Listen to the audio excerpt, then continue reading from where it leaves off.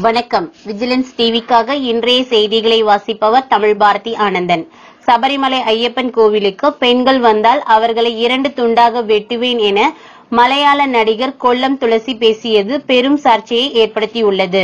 இது தொடர்பாக அளிக்கப்பட்ட புகாரை தொடர்ந்து போலீசார் அவர் மீது வழக்கு பதிவு செய்துள்ளனர்.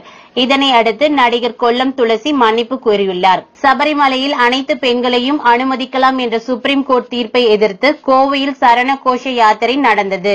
இதில் நூற்றுக்கணக்கான பெண்கள் மற்றும் பக்தர்கள் கலந்து கொண்டனர். சபரிமலையில் அனைத்து வயது பெண்களையும் அனுமதிக்கலாம் என்ற சுப்ரீம் கோர்ட் தீர்ப்புக்கு எதிராக தமிழகம், கேரளா உள்ளிட்ட பல மாநிலங்களில் பக்தர்கள் போராட்டம், பேரணி நடத்தி வருகின்றனர்.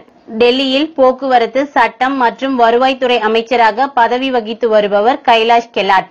இவரது குடும்பத்தார் ரியல் எஸ்டேட் மற்றும் நிதி நிறுவனங்கள் நடத்தி வருகின்றனர்.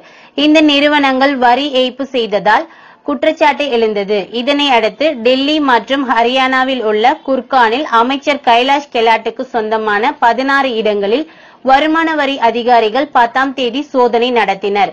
இந்த சோதனையில் கணக்கில் வராத ரூபாய் 35 லட்சம் மற்றும் பினாமி சொத்து தொடர்பான ஆவணங்கள் பறிமுதல் செய்யப்பட்டுள்ளதாக வருமான வரித்துறை வட்டாரங்கள் தெரிவித்துள்ளன.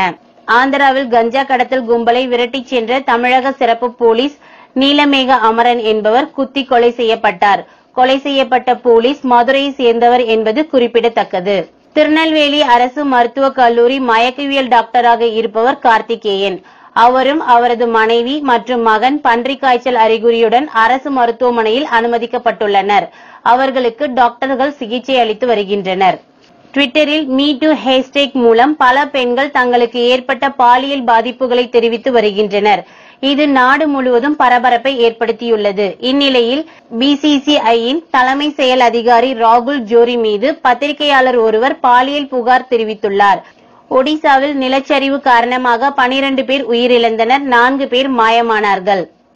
இந்தியாவில் எந்த இணையதள முடக்கமும் ஏற்படாது என அரசு உயர்மட்ட சைபர் பாதுகாப்பு அதிகாரி தெரிவித்துள்ளார்.